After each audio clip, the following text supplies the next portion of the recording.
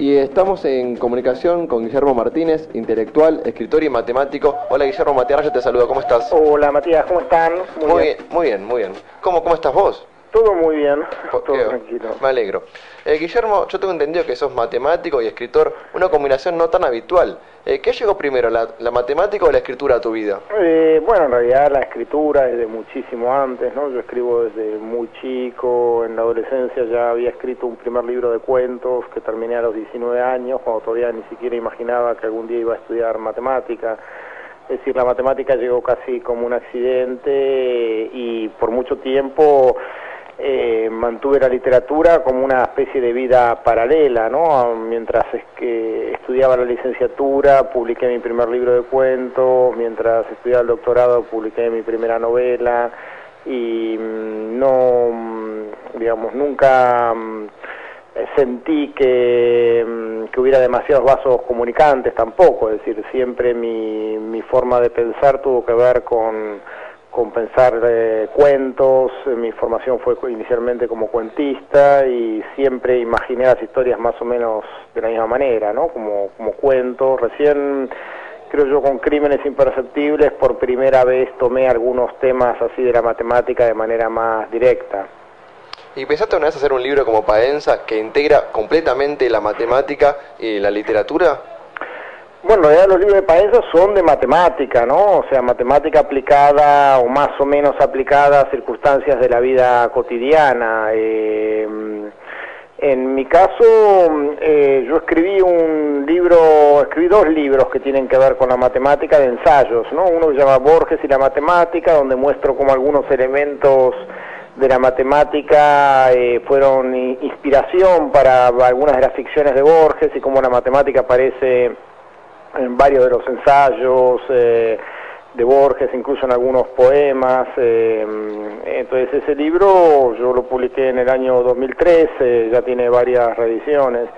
Y después escribí un ensayo con Gustavo Piñeiro que se llama Gödel para todos, que es un libro de divulgación sobre los teoremas de la lógica matemática, los teoremas de incompletitud de Gödel. Así que de algún modo ese camino yo también lo hice, quizá con un enfoque un poco diferente del que tienen los libros de Paenza, ¿no? Es decir, los libros de Paenza están pensados... No para chicos quizás que están involucrándose. Claro, para adolescentes, para interesar no solamente para adolescentes, pero para interesar, sí, a los chicos en algo así como una aproximación más lúdica, ¿no?, a la matemática. En el caso de este libro que hicimos con Gustavo Piñeiro, está pensado para gente que le interesan los teoremas de Gödel por el lado de las ciencias sociales, porque los teoremas de Gödel se han mencionado en relación con Lacan, en relación con Kristeva, con Lyotard, en fin, aparecen como dentro de lo que es el pensamiento posmoderno, digamos, ¿no? Y entonces nosotros hicimos una aproximación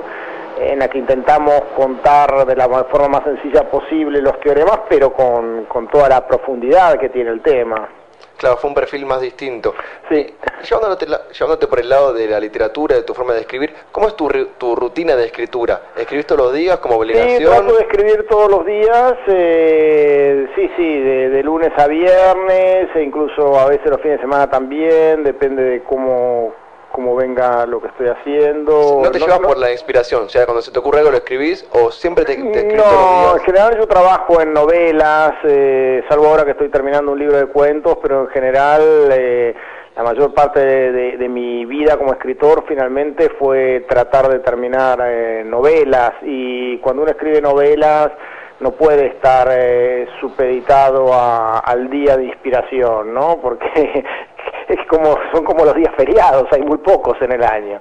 Entonces, hay que estar trabajando, lo más difícil de escribir es tratar de mantener una atención local, ¿no?, sobre la situación, la escena en la que uno está trabajando, y lograr reconstruir esa atmósfera día tras día, ¿no? Entonces yo trato de escribir todos los días. No significa que que eso lo consiga siempre, pero por lo menos estoy como con la disposición y el tiempo y la atención puesta en que eso ocurra. Yo hace un tiempo había visto una entrevista a un escritor que es de mis preferidos, Chuck Palahniuk, que fue el que escribió El Club de la Pelea, y él hace una metáfora bastante fuerte que decía que él tomaba la escritura, la inspiración, como cuando uno va al baño, que si uno no tiene la idea, va al baño y hace fuerza, pero no sale nada, que él prefería siempre optar cuando tenía las ganas completamente para poder escribir.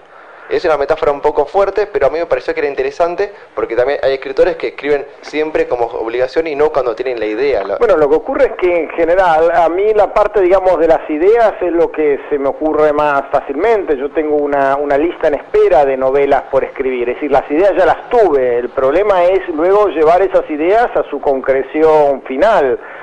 Es decir, tengo una lista en espera de cuentos como para otro libro de cuentos y una lista en espera de otras 5 novelas más o menos, que las tengo totalmente pensadas. Pero para mí la dificultad mayor es la cuestión de la ejecución, ¿no? Soy muy lento para escribir. Entonces, no es que una vez que uno tiene la idea ya no necesita la inspiración. Por supuesto que vos tenés la idea general, pero no sabés muy bien cómo son las formas de insertarse en la historia en particular, los vericuetos, los desvíos que exige cada una de las tramas, ¿no? Y entonces necesitas tener algo de inspiración, necesitas buenas ideas narrativas todo el tiempo mientras estás escribiendo. Pero en el fondo yo los planes generales de lo que quiero escribir ya eso lo tengo. Lo que me haría falta más bien es la otra cuestión que tiene que ver con el oficio de poder realmente sentarte todos los días y escribir una cierta cantidad de páginas, ¿no? En ese sentido soy un poco más lento que el promedio. ¿Llegás a la inspiración de una forma particular? Porque hay casos de escritores que, por ejemplo, saben que se le ocurren ideas cuando salen a caminar o cuando escuchan música. Sí. Bueno, en mi caso tiene que ver con lograr sentarte justamente todos los días a pensar sobre las inmediaciones de la cuestión, que tiene mucho que ver con lo que uno también hace en matemática, ¿no? Vos de algún modo te rodeás de ideas afines, lees papers que tienen que ver con el tema matemático que te interesa, y de a poco vas pensando como empiezas a pensar en esa órbita, ¿no? En esa sintonía. Y con la literatura pasa algo igual. Yo lo que hago es rodearme de libros afines. Por ejemplo, yo acabo de publicar una novela que se llama Yo también tuve una novia bisexual. Entonces, mientras escribía la novela, leí o releí varios libros que tenían que ver con distintas estrategias para abordar la cuestión del sexo, distintos lenguajes. Me leí Historia de mi vida de Casanova, volví a leer a Moravia, releí otra vez a Henry Miller, que a veces una lectura de la adolescencia. Estuve tratando de entrar justamente en el ámbito del lenguaje que tiene que ver con lo sexual. Y eso te da una cierta atmósfera en cada caso, ¿no? Entonces ese es el modo que yo tengo, por lo menos. ¿Leíste un Marqués de Sade, un Bukowski, por ejemplo? Bueno, no, porque nunca me interesó ese enfoque, lo mismo que la historia de O, por ejemplo. No quería hacer eso. Yo traté de leer a escritores con los que tengo cierta empatía en el tratamiento de lo sexual, ¿no? Justamente en la novela yo trato de algún modo lucho contra dos retóricas principales que hay alrededor del sexo. La retórica del siglo XIX, que es una retórica de la dilatación, del encubrimiento, de la metáfora, de la sublimación, lo llamo yo la sublimación lírico-filosófica, ¿no? Donde de algún modo todo se convierte en metáfora y finalmente nunca se llega a la cosa en sí. Y la otra retórica es la retórica del siglo XX, justamente, realismo sucio, Bukowski, la banalización del sexo, el sexo asociado siempre a la sordidez o a una forma de violencia, o el sexo, digamos, justamente la frialdad descriptiva como ocurre en la historia de O. Entonces, esas eran las dos retóricas con las que yo me quería enfrentar en el fondo. Entonces yo lo que traté es de buscar autores que dieran más en mi tecla con respecto a lo sexual, ¿no? Recién mencionabas tu novela Crímenes Imperceptibles, que se ha convertido en un éxito, ganó el Premio Planeta 2003, se tradujo a 34 idiomas, y el cineasta Alex de la Iglesia la llevó al cine como Los Crímenes de Oxford.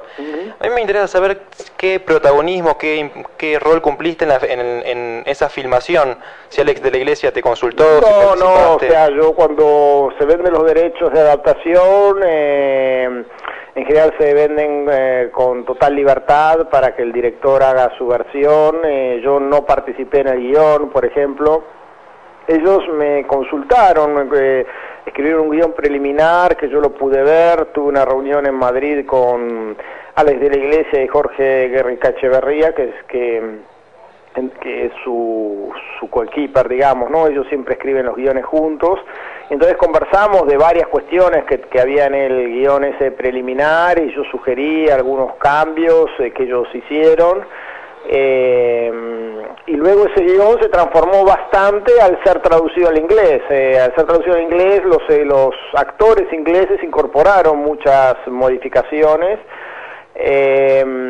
Después me consultaron un par de veces sobre la simbología de los pitagóricos, hay un friso que aparece en la novela, sobre si podía encontrarse ese friso, digamos, en algún museo real, cuestiones de ese tipo, pero no tuve ninguna participación directa en el proyecto. ¿Quedaste contento con la película, con el resultado final? Sí, en líneas generales sí, me parece que la película sigue la trama en lo esencial, me parece que John Hurt hace un gran papel, me gusta mucho toda la escena inicial, la conferencia, el eje puesto en la cuestión filosófica.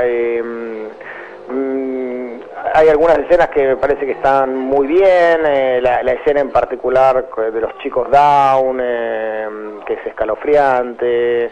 Yo el año pasado leí el libro y la verdad que me gustó mucho. Fueron 3-4 días que me instalé a leer tu libro. Y ahora no sé si ver la película o no sé si me voy a defraudar, si la voy a pasar bien. Bueno, la película tiene también una lectura propia interesante que se revela al final. No es que cambie el final de la novela, pero hay algo, de algún modo, es como una tesis propia de Alex de la Iglesia en el final que no está en la novela de ese modo, ¿no? O sea, sin modificar la trama, él deja algo en el final que es interesante, es como una versión posible, ¿no?, de lo que yo escribí. Entonces,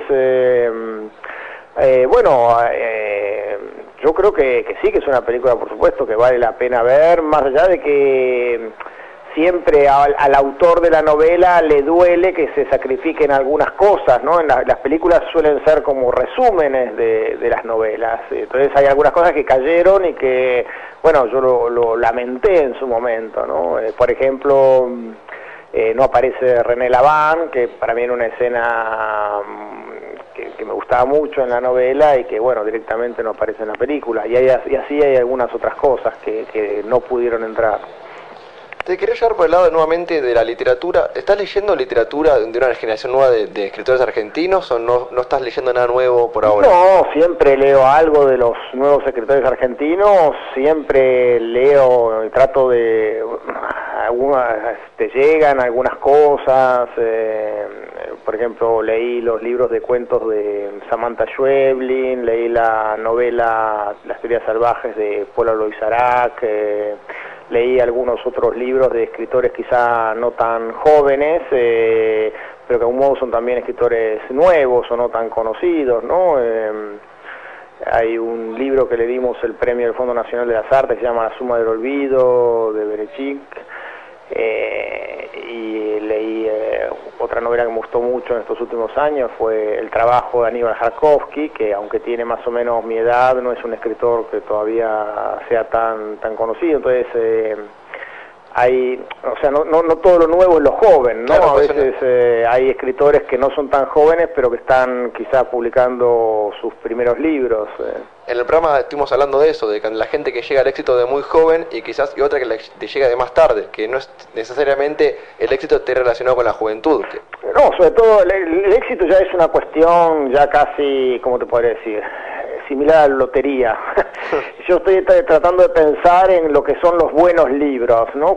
Los buenos libros aparecen de forma muy esporádica, no necesariamente un autor tiene varios buenos libros, quizás de cada autor haya un buen libro y después el resto son repeticiones o lugares comunes o, bueno, simplemente que algo se diluye, ¿no? Entonces, uno puede leer muchos buenos libros de escritores que, bueno, que aparecen así de pronto y después no hay algo que no prospera, ¿no? Del orden de la continuidad. Entonces ahí es cuando no importa demasiado la edad, la generación.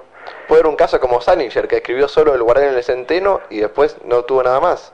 Bueno, no es tan así, ¿no? O sea, Salinger escribió varios libros que son buenos, porque tiene 9 cuentos, que es muy bueno, Levantar carpinteros, La viga maestra, que es excelente, en fin, digamos que no alcanzó a desarrollar un proyecto como de la envergadura que parecía en un principio, ¿no? Es un caso similar un poco al de Capote, el de Salinger, que es una obra que queda un poco como a mitad de camino.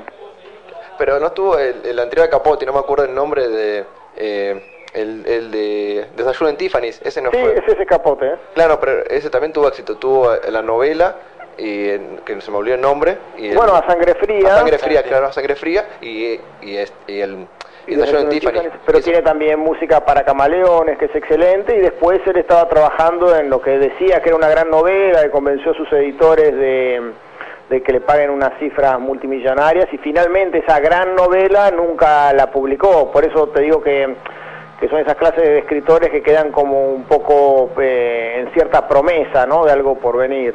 Pero de todas maneras Capote, bueno, ya sí, con lo que hizo tiene una obra extraordinaria, porque hizo unas pocas cosas, pero son todas muy buenas. Claro, pues es la presión que uno que tiene de seguir manteniendo el mismo buen nivel de libros que tiene. Sí. Hay algo de eso, sí. Me gustaría sacarte un poco del terreno de la literatura, y la verdad que me interesa la opinión que tenés o que he escuchado en otros medios sobre el proceso político que estamos viviendo en la Argentina.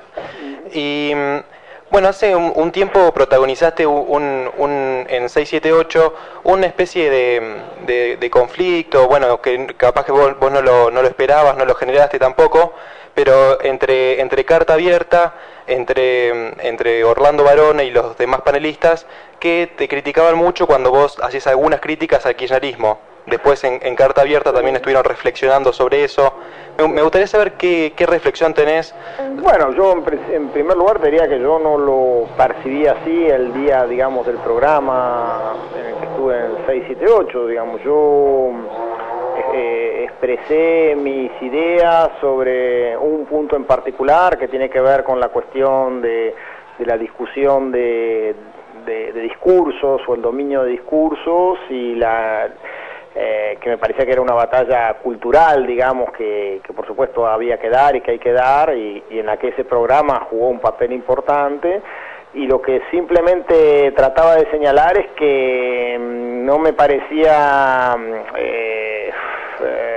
inteligente enfrascarse en esa, o centrar la política del gobierno, o malgastar demasiadas energías en esa cuestión, mientras había otras cosas estructurales pendientes, de tareas para hacer que eran responsabilidad de este gobierno, ¿no? Porque este gobierno lleva ya 8 años, 10 años, no sé, en el poder, y tiene, o sea, es un gobierno al que yo quisiera que le fuera muy bien, porque tiene como pocos gobiernos, por lo menos desde que estamos en democracia, tiene la posibilidad de hacer cosas, aparentemente también la voluntad de hacer muchas cosas, y bueno, tiene el tiempo y tiene las condiciones políticas, ¿no? Porque no hay graves conflictos sindicales, no hay una oposición organizada que pueda oponérsele. Ahora tiene una cantidad de votos extraordinaria, como ningún otro gobierno, creo yo, en la historia argentina, ¿no? Creo que las cifras que va a haber en octubre le van a dar un aval